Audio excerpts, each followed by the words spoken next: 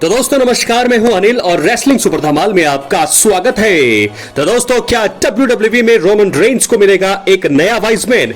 दिग्गज 5 साल बाद वापसी के लिए है पूरी तरह से तैयार। तो दोस्तों, सबसे पहले आपको बता दें कि रेसलमेनिया 41 के बाद रॉ के पहले एपिसोड में सेथ रॉलिंस ने ब्रॉन ब्रेकर के साथ मिलकर रेंस पर हमला किया था। इसके बाद रोमन रेंस ब्रेक पर चले गए थे और हाल ही में 14 जुलाई के हुए रॉ के एपिसोड में रोमन रेंस ने वापसी कर ब्रॉन ब्रेकर और ब्रॉन्सन रीड पर हमला किया। आप सभी जानते हैं कि रेसलमेनिया 41 में पॉल हेमन ने रोमन रेंस को धोखा दिया था, लेकिन अब वो उनके वाइसमैन नहीं है। रोमन रेंस का नया वाइसमैन बनने के लिए एक WWE दिग्गज तैयार हो चुका है। उन्होंने खुलकर अपनी बात सभी के सामने रखी है, इसलिए वीडियो के अंत तक बने रहे। और अगर आप चैनल पर नए हैं, सब्सक्राइब करने के बाद ऑल पर क्लिक करें, क्योंकि फ्री है और यहाँ आपको हर प्रकार की रेसलिंग जगत से जुड़ी हुई तमाम जानकारी मिलती है और मिलती रहेंगी। इसलिए वीडियो को लाइक करें, शेयर करें, सब्सक्राइब करने के बाद ऑल पर क्लिक जरूर करें। तो चलिए दोस्तों, वीडियो को आगे बढ़ाते हैं। तो बात करते हैं हम उस वाइसमैन की, तो वो है Rikishi. WWE hall of femur Rikishi ने हाल ही में कंपनी में 5 सालों के बाद वापसी की संभावना पर चर्चा की है। ऑफ द टॉप पॉडकास्ट पर दिग्गज ने कहा, मैं ओरिजिनल ब्लड लाइन का हिस्सा बनने के लिए पूरी तरह से तैयार हूं। मैं रोमन रेंस का नया वाइसमैन बन सकता हूं। इसके अलावा जो भी भूमिका मुझे मिलेगी उसे निभाने के लिए मैं पूरी तरह से तैयार हूं। ट्राइबल चीफ चाहते हैं कि मैं ब्लड लाइन में शामिल हो जाऊं, तो ये एकदम सही है। तो दोस्तों, आप सभी जानते हैं कि ब्लड लाइन का निर्माण 2020 में रोमन रेंस और पॉल हेमन ने किया था। बाद में इस ग्रुप में जे उसो, जिमी उसो, सैमी ज़ेन और सोलो सिकोआ शामिल हुए। पिछले साल रेसलमेनिया 41 के बाद सोलो सिकोआ ने अपनी नई ब्लड लाइन बना ली थी। उनके ग्रुप में टामा टोंगा, टांगा लोआ और जेकब फाटो शामिल हुए।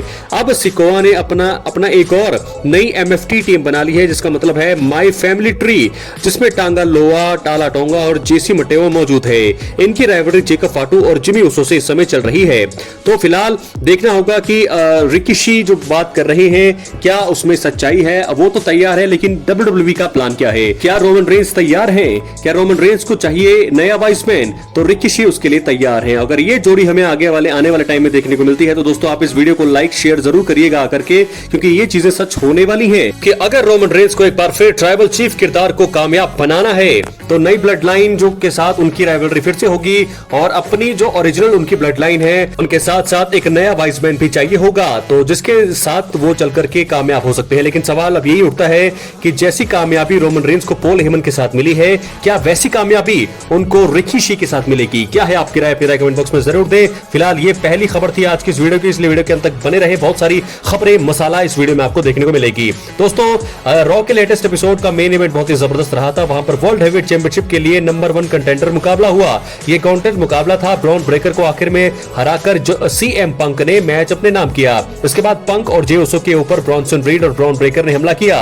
CM पंक और जे को बचाने के लिए रोमन रेंस ने वापसी करी। उन्होंने ब्रॉन ब्रेकर और ब्रॉन्सन रीड को धमाकेदार सुपरमैन पंच लगाए और आखिर में रोमन रेंस ने ब्रॉन्सन रीड को तगड़ा स्पीयर देकर उनका हाल खराब कर दिया है। ये तो थी बात रोमन रेंस की नए ब्लड लाइन की, यानी कि ओरिजिनल ब्लड लाइन के साथ वो नए वाइसमैन को चाहते हैं, तो रिकीशी आने वाले हैं। लेकिन इसके बाद अब हम बात करेंगे एक नई खबर जूलिया को लेकर के। तो दोस्तों, आपको बता दें कि WWE का अगला प्रीमियम लाइव इवेंट जो है समर स्लैम है। ये इवेंट 2 नाइट का होने वाला है।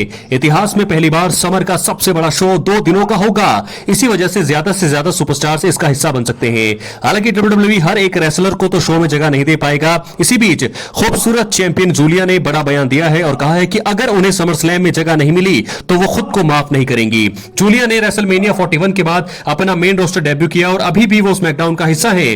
वो वुमेन्स यूएस चैंपियनशिप होल्ड कर रही हैं। जूलिया ने हाल ही में, आपको बता दें कि नाइट्रो वी को इंटरव्यू दिया है और इसी बीच उन्होंने बताया है कि समर स्लैम 2 नाइट का होने वाला है और उसके बाद भी अगर उन्हें इवेंट में कुछ भी करने का मौका नहीं मिलता है तो वो खुद को माफ नहीं कर पाएंगी। साफ तौर पर जूलिया को उम्मीद है कि वो WWE के दूसरे सबसे बड़े इवेंट समर स्लैम में जलवा बिखेरेंगी। अगर मौका नहीं मिला तो उनका दिल टूट जाएगा। जूलिया ने रॉ द्वारा अपने मेन रोस्टर करियर की शुरुआत की, लेकिन फिर उन्हें स्मैकडाउन का हिस्सा बना दिया गया। इसके बाद जूलिया ने उस समय की वुमेन्स यूनाइटेड स्टेट चैंपियन जरीना बेगा को निशाना बनाया। दोनों के बीच 27 जून 2025 को स्मैकडाउन में मुकाबला हुआ। इसमें जूलिया ने जीत दर्ज की और वो नई वुमेन्स यूएस चैंपियन बन गई हैं। अभी उनके टाइटल रन की सिर्फ शुरुआत है और फैंस उनसे बेहतर प्रदर्शन की उम्मीद करना चाहेंगे। जूलिया की अभी जरीना बेगा के साथ दुश्मनी चल रही है, लेकिन लेकिन जल्द ही इसका अंत हो सकता है। समरस्लैम जैसे बड़े इवेंट में उन्हें तगड़े विरोधी की जरूरत होगी। डब्ल्यूडब्ल्यूई चाहे तो वुमेन्स यूएस चैंपियनशिप के नाया जैक्स और बियांका ब्लेयर के खिलाफ दुश्मनी शुरू कर सकती है। देखना होगा क्या होने वाला है। अब हम बात करेंगे निक्की बेला की। तो दोस्तों आपको बता दें कि निक्की बेला ने हाल ही में डब्ल्यूडब्ल्यूई में रिटर्न किया है और अब जो है उनका मिशन अपने आप को स्थापित करना है। जिस प्रकार उन्होंने इंटरव्यू में हमें बताया कि वो जो है अपने आप को उन सुपरस्टार्स की तरह लेकर के आना चाहती हैं, जैसे इस समय रिया रिप्ली है, लिव मॉर्गन है, ये स्काई है, उस लेवल पर वो अपने आप को लाने की कोशिश करेंगी, ऐसा कहना है यहां पर निक्की बेला का।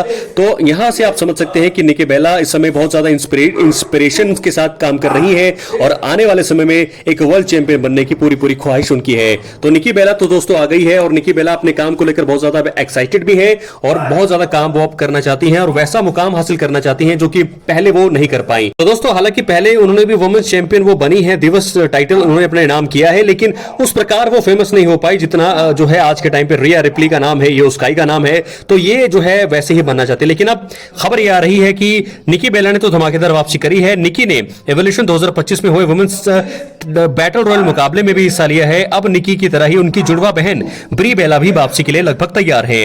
हालांकि सोशल मीडिया पर फैंस उनकी जमकर खिल्ली यानी कि मजाक उड़ा रहे हैं और अब ऐसा लग रहा है कि कोई उनकी वापसी देखना नहीं चाहता है। ब्री बेला ने हाल ही में अपने पॉडकास्ट पर डब्ल्यूडब्ल्यूई रिंग में वापसी को लेकर बात की। इसी बीच ब्री ने बताया कि वो वापसी के लिए रेडी है और लगभग 100% जो है फिट हो चुकी है। निक्की बेला का हाल ही में रिटर्न ब्री बेला के लिए एक बड़ा प्रेरणा स्रोत रहा है। ब्री बेला के बयान के बारे में एक सोशल मीडिया पेज ने पोस्ट किया। इसके कमेंट्स में फैंस ब्री बेला की जमकर मजाक उड़ा रहे हैं और ऐसा महसूस हो रहा है कि वो दिग्गज को दोबारा रिंग में देखने के लिए चुक नहीं है। कुछ लोग कह रहे हैं कि आप रेसलमेनिया 60 तक आइए। तो दोस्तों देखना होगा कि अब ब्री बेला किस प्रकार एंट्री करती हैं, लेकिन वो जो है पूरी तरह से अब तैयार हैं अपनी वापसी के लिए। तो दोस्तों ऐसे में अब ये भी देखना होगा कि दोनों बहनें क्या अपना जो है मुकाम, जो अपनी जो भी वापसी है उसको कामयाब बना पाती है या फिर नहीं। अपनी राय कमेंट बॉक्स में जरूर दें। चैनल पर नए सब्सक्राइब करें। तो चलिए दोस्तों वीडियो को बढ़ाते हैं आगे, बात करते हैं द पीस ब्रॉक लेसनर की। तो दोस्तों आपको बता दें कि समरस्लैम 2023 में ब्रॉक लेसनर का मुकाबला कोडी रोड्स के साथ हुआ था। दोनों के बीच अच्छा मुकाबला हो और आखिर में ब्रॉक लेसनर को हार का सामना करना पड़ा। हैरान करने वाली बात यह रही कि तब से डब्ल्यूडब्ल्यूई टीवी पर द पीस नजर नहीं आए हैं। उनकी वापसी को लेकर लगातार अफवाहें और अटकलें सामने आती रही हैं। किसी को कुछ पता नहीं है कि ब्रॉक लेसनर डब्ल्यूडब्ल्यूई से दूर क्यों चल रहे हैं। और अब एक यूएफसी दिग्गज यानी कि कॉर्मियर ने इस बात पर बड़ी जानकारी हमें दे दी है। ब्रॉक लेसनर पिछले साल की शुरुआत में डब्ल्यूडब्ल्यूई में वापसी करने वाले थे, लेकिन जेनरल ग्रांट केस में नाम आने से कंपनी ने उनसे दूरी बना ली। चीजें अभी भी सही नहीं हुई हैं, उन्हें इस मामले में हरी झंडी नहीं मिली है। ब्रॉक लेसनर शायद इस बात का इंतजार कर रहे हैं कि जब केस निपट जाएगा तब वो वापसी करेंगे, लेकिन अब शायद ही ऐसा हो क्योंकि रिपोर्ट कुछ और ही कहती है। माइटी कास्ट पर former UFC flyweight champion Demetrious Johnson के साथ इंटरव्यू में hall of famer Damian Cormier से ब्रॉक लेसनर के खिलाफ डब्ल्यूडब्ल्यूई मैच के बारे में पूछा गया। कॉर्मियर ने कहा, ब्रॉक लेसनर अभी बैन लिस्ट में हैं। ब्रॉक मुसीबत में फंस गए हैं। ब्रॉक को पता है कि उन्होंने मुझे पकड़ने की कोशिश की थी। आपको पता है कि ब्रॉक ने क्या किया। मैं आपको ऑन एयर नहीं बताऊंगा कि लेसनर ने क्या किया। लेसनर बहुत मुसीबत में है। कॉर्मियर ने अपनी इन बातों से सभी को हैरानी में डाल दिया है। पिछले साल एक इंटरव्यू में ट्रिपल एच से ब्रॉक लेसनर की वापसी को लेकर सवाल पूछा गया था, तो तब ट्रिपल एच ने बड़ा अपडेट देते हुए कहा था कि ब्रॉक लेसनर की वापसी के बारे में आपको उनसे ही पूछना होगा। वो अपना काम खुद करते हैं। वो कनाडा में है और अपने बच्चों को हॉकी खेलते हुए देख रहे हैं। वो अपनी लाइफ को आनंद ले रहे हैं। जब ब्रॉक लेसनर तय करेंगे कि उन्हें कुछ करना है तो हम उसे बात करने के लिए तैयार होंगे। तो ट्रिपल एच ने तो ऐसा कहा था, लेकिन अब देखना होगा क्या होने वाला है। दोस्तों अपनी राय कमेंट बॉक्स में जरूर दें। अब क्या ब्रॉक लेसनर हमेशा के लिए अब बाहर हो गए हैं? बहुत सारे सवाल। लेकिन अब हम बात करेंगे वीडियो आखिरी मेन इवेंट वीडियो का, जो है रोमन रेंस और पॉल हेमन से जुड़ी हुई। तो दोस्तों आखिरकार क्यों रोमन रेंस को धोखा दिया पॉल हेमन ने, आइए आपको बताते हैं। पॉल हेमन ने इसका खुलासा किया है। अगस्त 2020 में रोमन रेंस ने डब्ल्यूडब्ल्यूई रिंग में वापसी कर हील टर्न लिया था। उन्होंने ब्रॉन स्ट्रोमैन और ब्रे वाइट पर हमला किया। उनके साथ hall of femur Paul Heyman भी नजर आए। पॉल हेमन और रोमन रेंस की जोड़ी को खूब सफलता मिली है। दोनों ने ब्लड लाइन ग्रुप का निर्माण किया, जिसकी कहानी किसी परिचय का मोहताज नहीं है। रेसलमेनिया 41 में इस साल पॉल हेमन ने रोमन रेंस को धोखा देकर सेथ रॉलिंस से हाथ मिलाया। पॉल हेमन ने पहली बार जब रोमन रेंस को धोखा देने को लेकर बड़ा बयान अब दिया है। उन्होंने इसके पीछे की असली वजह का खुलासा किया है। मेट्रो को हाल ही में पॉल हेमन ने अपना इंटरव्यू दिया, वहां पर उनसे रोमन रेंस को धोखा देने के लेकर सवाल पूछा गया। पॉल हेमन ने कहा, मैं कभी भी शॉर्ट टर्म के बारे में नहीं सोचता हूं, मैं हमेशा लॉन्ग टर्म के बारे में सोचता हूं। मेरे लिए लॉन्ग टर्म का मतलब यह था कि रोमन रेंस और मैंने वो सब कुछ हासिल कर लिया जो हम कर सकते थे। अब वक्त आ गया है कि सेथ रॉलिंस खुद को इस पीढ़ी या किसी अन्य पीढ़ी का सबसे महान रिंग कलाकार घोषित करें। तो दोस्तों ये जो उनका बयान है बहुत ही तगड़ा बयान है, यानी कि उनको पता है कि कब क्या करना है क्या नहीं करना है। उनको पता था कि रोमन रेंस के साथ उनका समय पूरा हो चुका है और अब उनका लक्ष्य है सेथ रॉलिंस। बहुत बहुत धन्यवाद।